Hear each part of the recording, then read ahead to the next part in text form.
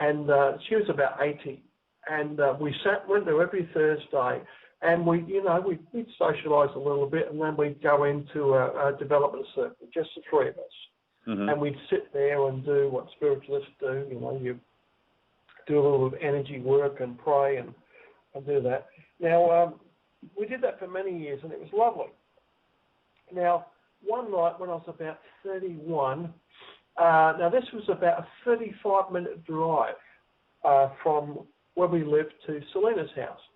Now, on the way home, I was about halfway home going through a wooded area, and it was about midnight because we always left around 11, 12 because Selena was ancient. And I didn't check the time specifically, but it was usually around about 11, 12. And we're going through a heavily wooded area then, and ahead of us was a lot of trees on the side of the road. And this is important. I'm driving about a 1975 Chevy V8. They call it a Statesman over here. I don't know what they call it over there. Big, heavy automatic V8. Right. And I'm sitting on 55 miles per hour, and my foot's on the accelerator, and my window's up. Now, just ahead of us, about 200 yards ahead, a massive, brilliant light burst through the trees. And there were stark fingers of light, really intense, burning through the trees. And a big light source behind the trees was moving upwards because the fingers of light were moving. You could tell it's moving up from behind the trees. Now, just as it crested the trees and I saw this big ball of light, my mother next to me, we were having an animated conversation, is nearly in my lap. I rolled the window down, electric window, and my head was out of the window to get a clearer view. Mm-hmm. And a split second later, one thing or other, my foot came off the gas, right? And I was coasting. I remember these details vividly. I've been through it 1,000 times. And a split second later, my window's up, my foot's back on the gas. I'm doing exactly 55 miles per hour. Right. There's no light on the road ahead. And my mother was sitting with her hands in her lap, looking straight ahead, and was quiet. So you had a missing time experience. Oh yeah, my mother was never ever quiet. She's my best buddy, and right. We're always talking. And I saw it. It's like I just woke up, and I said to Mum, I said, "Did you see that?" She said, "What, dear?" I said, "That big light coming through the trees as we're driving around." She said, "Yes, dear." I said, "Well, what do you think happened?" "I don't know, dear."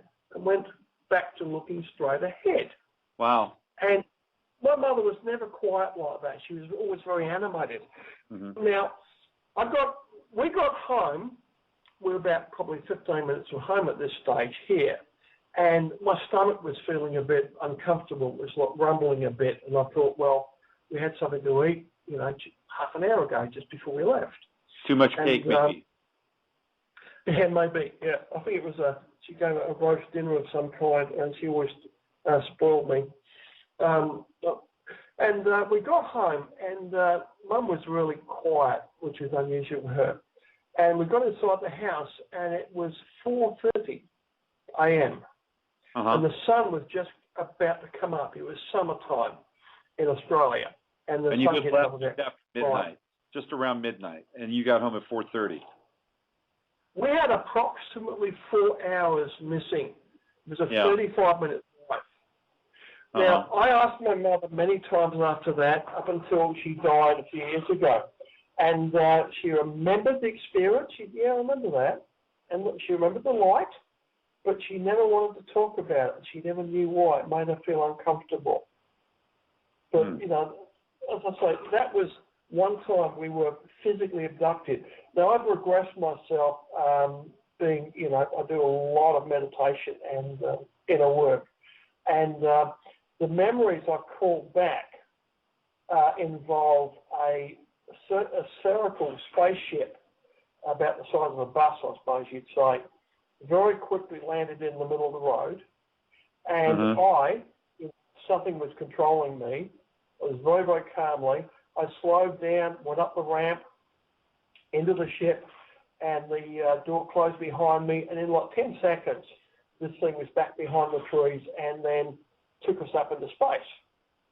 And it then very, very quickly docked with a very large ship.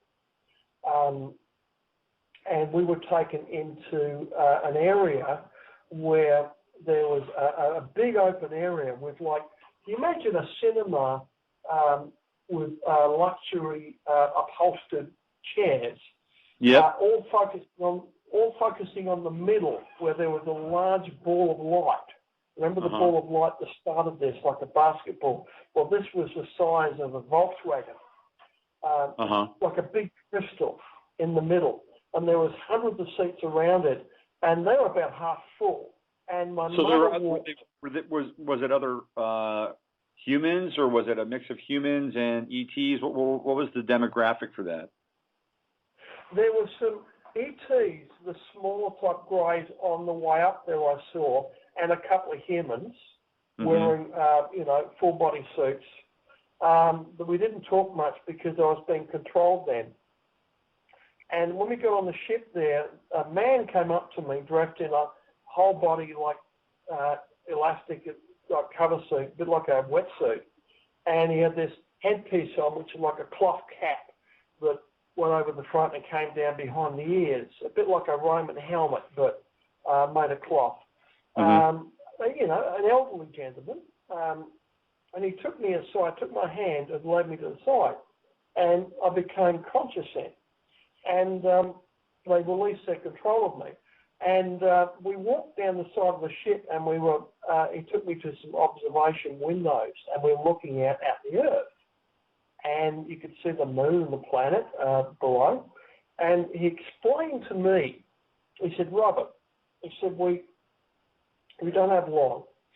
He says, but what we're doing here now, he says, we're abducting people physically at the moment. He says, and we put them through some psychological training, which is what the light's for. And what we were doing, he says, we are programming trends in your population, trends for social reform, sexual equality, for the environment, and good things like that. And he said, we've been doing this for many, many years. He said, we also do a similar thing with astral bodies where you could say, he says, we take people when they astral project, which everybody does when they sleep, and we take their astral bodies up here and we put them through in a different type of, a similar sort of training, but in a different way. And the last thing he said to me, he said, what we're doing, he says, your civilization must go through a very narrow window. He described it to me like a letterbox opening. He said, in order to get to become a conscious civilization, he said, to make the first step. He says it's a very, very narrow window, and your civilization has been here many times before and failed. He says, and we're doing what we can to try and help this process. And he says, you must fit through this very narrow window, and then you will evolve to a much, much higher level of civilization. He says, and at that point there, we walked back to the room where my mother was sitting there gazing at the ball of light with a couple hundred other people. And after his explanation, which is much lengthier than that, I fully agreed with him. And I said, okay, where's my seat? And he just gestured, and I sat down and looked at the light, and that's the last thing I remember. So let me ask you a question. Did you have free will in this? I mean, could you have said, hey, this is really great, but I'd like to get back to my car and go home. David Letterman's going to be on in 15 minutes. I mean, did you have free will in that moment, or what was that like for you? Did you have any choice at all in the matter?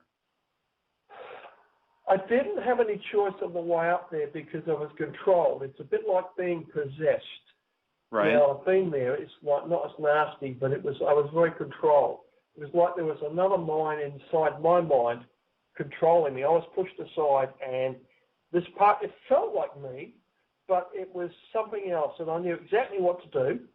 You know, drove up, slowed down, aimed for, drove up the ramps, stopped at the right time, and got into the little shed, and then up to the big one.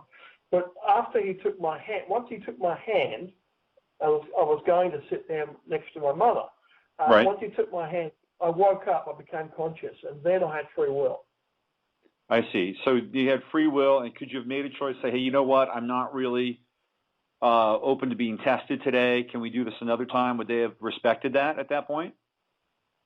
I think he would have done. He seemed to be very kind. He had a very kind energy about him. Mm. And I think he would have followed my wishes. But I was very interested. I said, you know, what's happening? What are we doing here? I asked the questions.